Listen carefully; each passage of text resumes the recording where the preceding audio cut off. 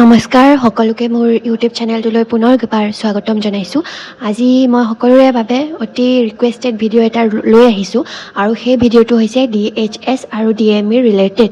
গতিকে সকলোৰে এটা প্ৰশ্ন আছিল যে DME আছাম ৰিক্ৰুইটমেণ্ট কেতিয়া ষ্টাৰ্ট হ'ব। যোৱা বছৰটো জানুৱাৰী মাহতে অলৰেডি এক্সাম হৈয়ে গৈছিলে। গতিকে এই বছৰ 2026ত কেতিয়া ইয়াৰ এক্সাম ষ্টাৰ্ট হ'ব, আমি কেতিয়া এপ্লাই কৰিব লাগিব।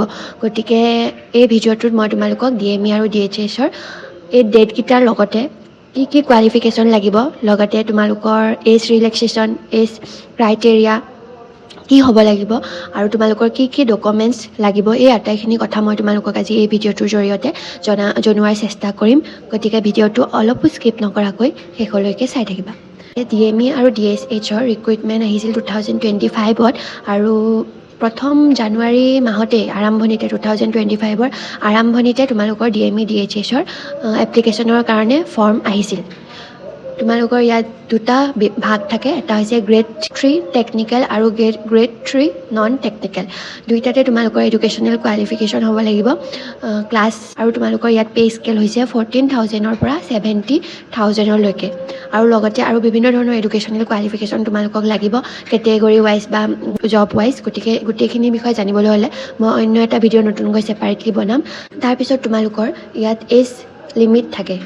তোমালোকৰ এজ লিমিটটো হৈছে 18 বছৰৰ পৰা 40 বছৰলৈ। তোমালোকৰ মিনিমাম এজ হ'ব লাগিব 18 বছৰ আৰু মেক্সিমাম এজ হ'ব লাগিব 40 বছৰ। আৰু লগতে কিছুমান এজ ৰিলেক্সেশ্যনো আছে কেটেগৰী ৱাইজ। OBC MOBC কাৰণে এজ ৰিলেক্সেশ্যন 3 বছৰ, ST SC কাৰণে 5 বছৰ, PWDৰ কাৰণে 10 বছৰ। তোমালোকৰ ইয়াত এমপ্লয়মেণ্ট এক্সচেঞ্জ ৰেজিষ্ট্ৰেশ্যন বা চাৰ্টিফিকেটখন তোমালোকৰ লগত থাকিব লাগিব, সেইখন হৈছে মাষ্ট। আৰু তোমালোকে ইণ্ডিয়ান নেশ্যনেলিটিটো ইণ্ডিয়ান হ'ব লাগিব। তাৰপিছত এপ্লিকেশ্যন ফিজ, তোমালোকে ইয়াত এপ্লাই কৰাৰ কাৰণে কোনো ধৰণৰ এপ্লিকেশ্যন ফিজ দিব নালাগে। নেক্সট তোমালোকে কেনেকৈ ইয়াত এপ্লাই কৰিব পাৰিবা। গতিকে তোমালোকে এপ্লাই কৰিবলৈ হ'লে তোমালোকৰ মেইন যিটো ৱেবছাইট, DMEৰ আণ্ডাৰত যিটো ৱেবছাইট থাকে তাত যাব লাগিব। তাতে তোমালোকে অনলাইন এপ্লিকেশ্যন ফৰ্ম পাবা। তাতে ফৰ্মখন ভালকৈ পাৰ্চনেল আৰু এডুকেশ্যনেল ডিটেইলছবিলাক দি ফিল আপ কৰি ছাবমিট কৰিব লাগিব। আৰু তোমালোকে সেই ফৰ্মখন প্ৰিণ্ট আউট কৰিবলৈ কেতিয়াও নাপাহৰিবা, ঠিক আছে। আৰু তোমালোকৰ এতিয়া কি ডকুমেণ্টছ আপলোড দিব লাগিব সেইটো কৈ দিছোঁ। প্ৰথম হৈছে পাছপৰ্ট চাইজ ফটোগ্ৰাফ এখন আপলোড কৰিব লাগিব আৰু তোমালোকৰ ছিগনেচাৰ, এপ্লিকেণ্টৰ ছিগনেচাৰটো আপলোড কৰিব লাগিব। আৰু সকলোৰে এটা কুৱেশ্যন আছিল যে DME DHSৰ পষ্টবোৰ কিয় এতিয়ালৈ ওলোৱা নাই। ফেব্ৰুৱাৰী মান্থটো হৈ গ'ল, গতিকে কেতিয়া ওলাব, মাৰ্চত ওলাব নে ইলেকশ্যনৰ পিছতহে ওলাব নে এক্সামৰ হাই ছেকেণ্ডেৰী এক্সামৰ পিছত ওলাব। গতিকে মই তোমালোকক ক'ব বিচাৰিছোঁ যে DME DHSৰ পষ্টবিলাক তোমালোকৰ হাই ছেকেণ্ডেৰী আৰু হাইস্কুলৰ এতিয়া যিহেতু এক্সাম হৈ আছে, গতিকে এক্সাম শেষ হোৱাৰ পিছত তোমালোকৰ এই পষ্টবিলাক ওলোৱাৰ চান্স আছে। অৰ্থাৎ এক্সামৰ ইলেকশ্যনৰ আগতে এই পষ্ট বা ভেকেঞ্চি ওলোৱাৰ চান্স আছে। যোৱা বছৰ তোমালোকৰ গ্ৰেড 3 অৰ্থাৎ টেকনিকেলত নাম্বাৰ অফ পষ্ট আছিল টোটেল এনাস্থেটিক টেকনিচিয়ানত 21টা, আৰ্টিষ্টত 6টা, তেনেকৈ ইলেক্ট্ৰিচিয়ানত 3টা, ষ্টাফ নাৰ্ছত 451টা, ষ্টাফ নাৰ্ছ ক্ৰিটিকেল কেয়াৰত 402টা।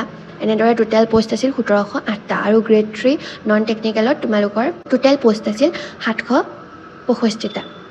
আৰু তোমালোকে যদি ভিডিঅ'টো ভাল পালা আৰু লগতে তোমালোকে যদি অনাগত দিনবোৰত কেতিয়া DHS DME এক্সাম ওলাব বা ডেটটো কেতিয়া আহিব এই বিষয়ে জানিব বিচাৰা, তেনেহ'লে মোৰ চেনেলটো ছাবস্ক্ৰাইব কৰি দিবা। কাৰণ মই যেতিয়াই তোমালোকৰ ন'টিফিকেশ্যন আহিব তেতিয়াই এই চেনেলটোত সেই ভিডিঅ'টো আপলোড কৰিম।